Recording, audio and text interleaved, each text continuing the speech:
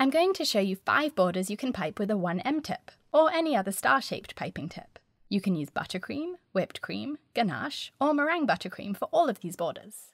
I'm using my 4-minute buttercream and the recipe is in the video description. This is a rope border, made with overlapping circles of frosting which look like the links of a rope. Hold your piping bag at a diagonal and pipe little C shapes, and at the end of the C, loop back around to pipe another one. If you need to adjust your piping bag, swipe away at the end of a C shape. Adjust the bag and then start at the same place, and that point will be covered up by the next C, so you won't notice the join.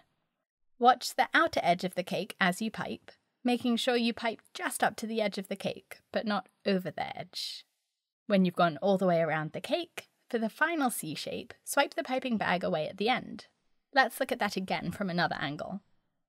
The end of the piping gets lost in the rest of the texture of the border, so it's not noticeable at the end. Okay, waves or shells.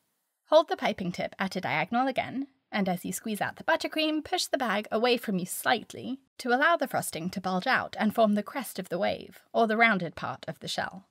Then pull the piping bag away slowly, and as you stop squeezing on the bag, swipe the bag away. Repeat the motion, but overlap the previous wave or shell, so that this one begins over the top of the tail of the previous wave or shell.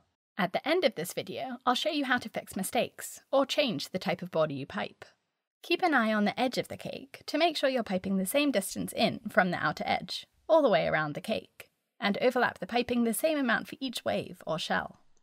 If you're enjoying this tutorial, please click the thumbs up button to like it, and subscribe to my channel for a new cake decorating tutorial every week. This next border is very versatile.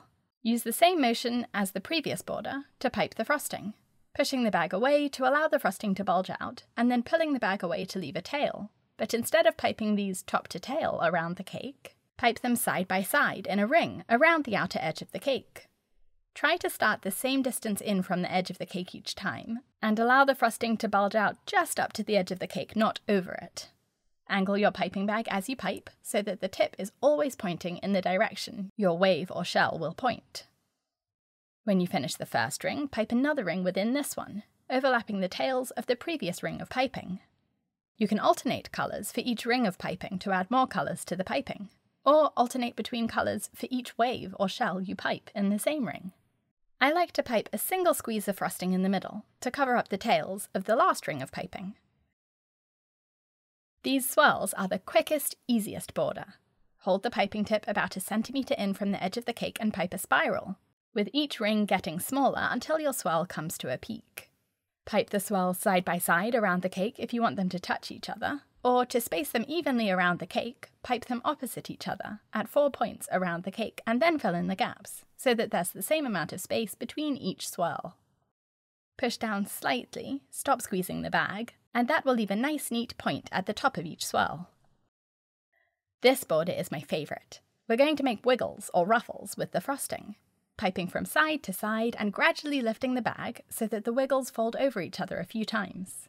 For each ruffle, start at the same side, either the left or the right, and finish going in the same direction, so that the ruffles are identical. Pipe each ruffle right up to the edge of the cake and hold the piping bag directly above the ruffle as you pipe, so that the ruffle doesn't lean in towards the middle of the cake or out over the edge. These 5 borders are all quick and easy to pipe, but they all create different textures. Choose a different one for each cake you decorate to make it unique. If you don't like something you've piped, or you change your mind and want to switch to a different colour or a totally different border, scrape the border off the cake just after piping it, and it will come straight off.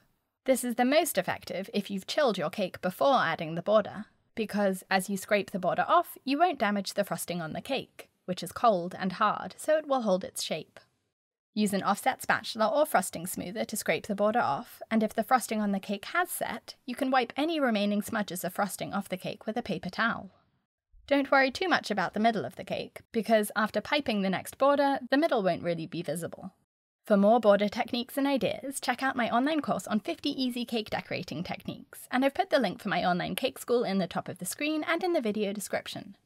For more cake inspiration, join my club for access to all of my online classes, as well as live interactive online demonstrations and Q&A sessions. Thanks for watching!